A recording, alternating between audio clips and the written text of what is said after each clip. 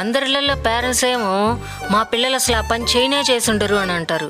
అదేందో మా ఇంట్లో పేరెంట్స్ ఏమో మా వాడే చేసుంటారు అంటారు. అదే నా బాధ అంటారా.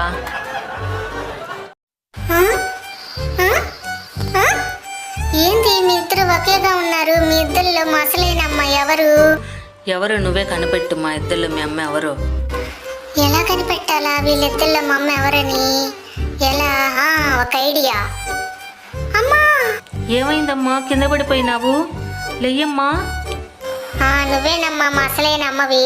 నేను కింద పడంగానే బాధపడి నన్ను లేపినావు. నువ్వే మా అసలైన అమ్మవి. అవునమ్మా, నేనే మీ అమ్మని. మీ అసలైన అమ్మని చాలా తెలివిగా కనిపెట్టావు తల్లి. ఈ తెలివైన అమ్మాయికి ఒక లైక్ కొట్టండి పిల్లలు. అన్నయ్య, ఒకసారి అటు చూడు, ఆ పక్షిని భలే ఉల్లా.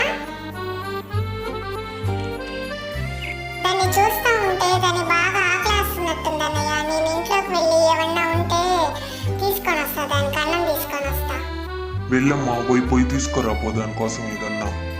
ఇదిగోండి అన్నయ్య, అన్నం ఉందా తీసుకొని వచ్చేనా? పెట్టమ్మా అయితే దానికి.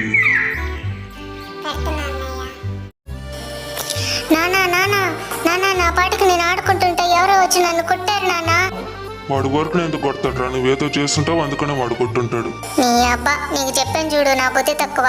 పో, అమ్మ ఆడుంది. అమ్మ అమ్మ, నా పాటికి నేను ఆడుకుంటుంటే ఎవరో వచ్చి నన్ను కొట్టారమ్మా. ఎవడ్రా నా కొడుకును కొట్టింది? పద వాళ్ళ పని చెప్తాం. నా బిడ్డనే కొడతాడా? అది మా అమ్మ అంటే. Good morning teacher. టీచర్, నాకు 2 డేస్కి లీవ్ కావాలి టీచర్.